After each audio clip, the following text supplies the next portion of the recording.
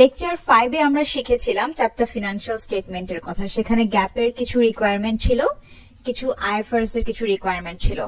আমরা বলেছিলাম যে গ্যাপ অনুযায়ী আমাদের চারটা যে স্টেটমেন্ট সেগুলো হচ্ছে income statement, cash flow statement, owner's equity statement আর ব্যালেন্স শিট। আর আইএফআরএস এই স্টেটমেন্টগুলো একটু নাম চেঞ্জ করে তারপর রিকোয়ারমেন্টটা দিয়েছে, যেগুলো প্রথম দুইটা ঠিক আছে, ইনকাম স্টেটমেন্ট আর ক্যাশ ফ্লো স্টেটমেন্ট।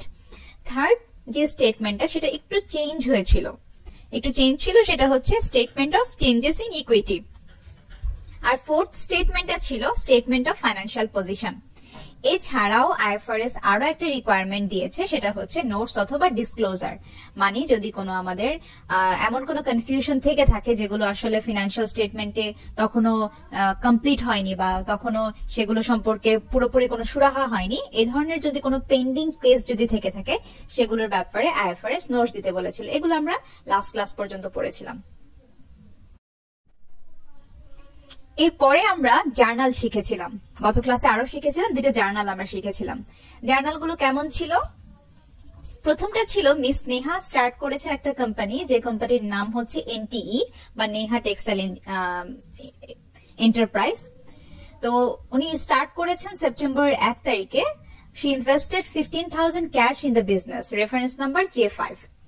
তার মানে হচ্ছে নেহা একটা কোম্পানি স্টার্ট করেছে যার নাম এনটিএ, সেখানে ইনভেস্ট করেছেন 15,000 ক্যাশ। তার মানে প্রতিষ্ঠানে ক্যাশ নিয়ে এসেছেন মিস নেহা। এই জার্নালটা দ্বারা আমরা শিখেছিলাম যে জার্নালটা হবে যেহেতু ক্যাশ নিয়ে এসেছে, তা ক্যাশ নিয়ে আসা মানে হচ্ছে অ্যাসেট বেড়ে যাওয়া। তো অ্যাসেট আমরা ডেবিট করেছিলাম। আমরা জানি অ্যাসেটের নর্মাল নেচার হচ্ছে ডেবিট। অ্যাসেট বেড়ে গেলে স্বাভাবিকভাবে অ্যাসেটটা কি হয়? ডেবিট হয়। অন্যদিকে সে যেহেতু ক্যাপিটাল নিয়ে এসেছে, ওনার্স এর ক্যাপিটাল বা ওনার্স ইকুইটিটাও বেড়েছে।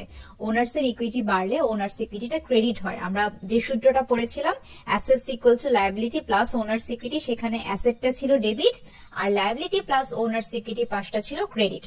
এই কারণে আমরা ওনার্স ইকুইটিটাকে ক্রেডিট করেছিলাম। আচ্ছা, সেকেন্ড যে ট্রানজাকশনটা ছিল, এটা ছিল এনটি একটা কম্পিউটার ইকুইপমেন্ট পারচেজ করেছে 7,000 টাকা দিয়ে। ইকুইপমেন্ট ডেবিট করেছিলাম যেহেতু ইকুইপমেন্ট একটা সম্পদ, আর যেহেতু ক্যাশ টাকা দিয়ে কিনেছি এবং সেজন্য ক্যাশ টাকা কমে গিয়েছে, মানে সম্পদ কমে গিয়েছে, এই জন্য আমরা এটাকে ক্রেডিট করেছিলাম। এগুলো আমরা লাস্ট ক্লাসে শিখেছিলাম। আজকে আমরা নতুন একটা কম্পাউন্ড একটা জার্নাল দেখবো। কম্পাউন্ড জার্নাল মানে হচ্ছে গিয়ে যে জার্নালে দুইয়ের অধিক পার্টি যুক্ত থাকবে, যেখানে আসলে দুইটা পক্ষ না আরো বেশি পক্ষ যুক্ত থাকবে। তাহলে কি দেখি তো, 3 নাম্বার ট্রানজাকশনটাই বলেছে এনটিএ পারচেজ করেছে delivery truck. NTA purchase the delivery truck costing $14,000, মানে 14,000 টাকা, আর কি টাকাই বলবো আমরা। তো 14,000 টাকা একটা ডেলিভারি ট্রাক সে পারচেজ করেছে। It pays 8,000 cash now and agrees to pay remaining 6,000 on account or on credit on September 15, 2020.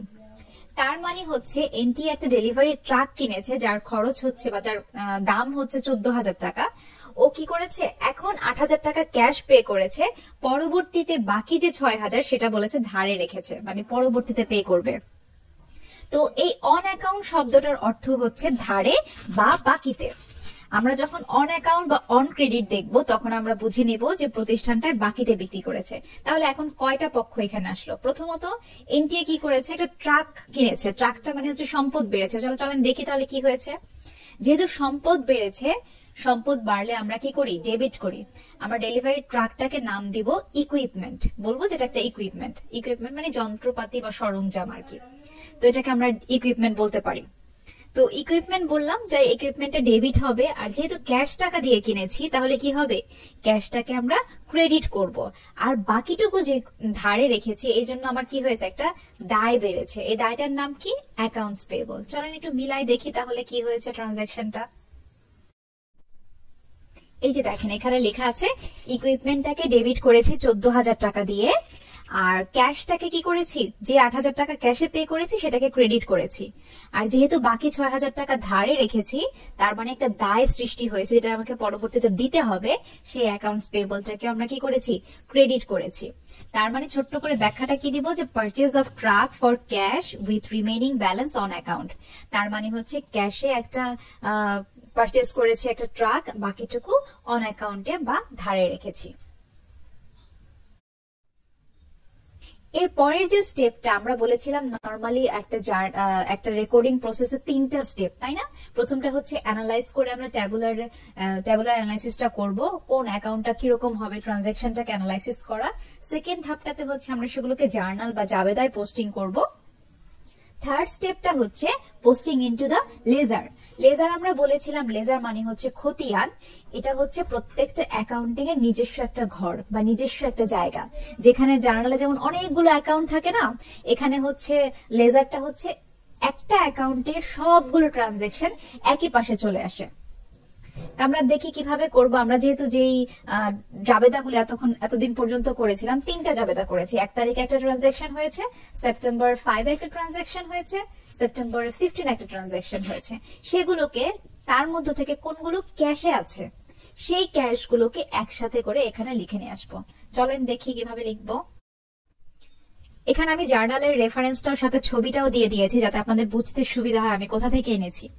এই যে দেখেন এখানে 1 তারিখের জায়গায় ঠিক 1 তারিখ লিখেছি। জার্নালের যেহেতু 1 তারিখে ক্যাশ হয়েছিল, ক্যাশ টাকায় ট্রানজাকশন হয়েছিল, কি হয়েছিল? ক্যাশটা ডেবিট হয়েছিল। ঠিক এই জন্য খতিয়ানের ক্ষেত্রে বা লেজারের ক্ষেত্রে আমি ডেবিটের ঘরে কি করেছি? 15,000 টাকা লিখেছি। আচ্ছা, একটা কথা বলা হয়নি, সেটা হচ্ছে খতিয়ানে নতুন করে একটা ঘর থাকে, যে ঘরটার নাম হচ্ছে ব্যালেন্স। দিন শেষে কত ব্যালেন্স থাকলো সেটা আমরা এখানে লিখে ফেলি।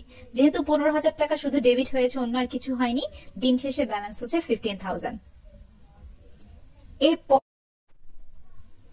এরপরে কি করেছিলাম? আমাদের সেপ্টেম্বর 5 আরেকটা ট্রানজাকশন হয়েছিল, ইকুইপমেন্ট কিনেছিলাম ক্যাশ টাকা দিয়ে।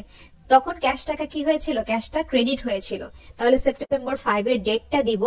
ডেটটা দিয়ে আমি কি করব? লেজারের ক্ষেত্রে ক্রেডিটের ঘরে, এই যে দেখেন ক্রেডিটের ঘরে 7,000, আমি আবার দাগ দিয়ে আপনাদেরকে দেখিয়ে দিয়েছি কোথা থেকে আসলো এই টাকাটা। ক্রেডিটের ঘরে 7,000 লিখলাম। তাহলে এখন ক্যাশ ডেবিটে ছিল 15,000, ক্রেডিটে হয়েছে 7,000। তাহলে আজকের ব্যালেন্স কত? 15,000 থেকে 7,000 বাদ দিলে ব্যালেন্স আসে 8,000 বা 8,000 টাকা। এর পরের ট্রানজাকশনটা কি আছে দেখি।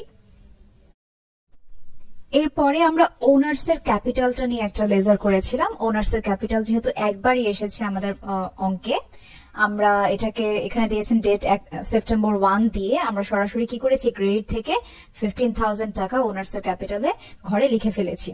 এটা আমি দাগ দিয়ে দেখিয়ে দিয়েছি আপনাদেরকে যাতে আপনাদের বুঝতে সহজ হয়।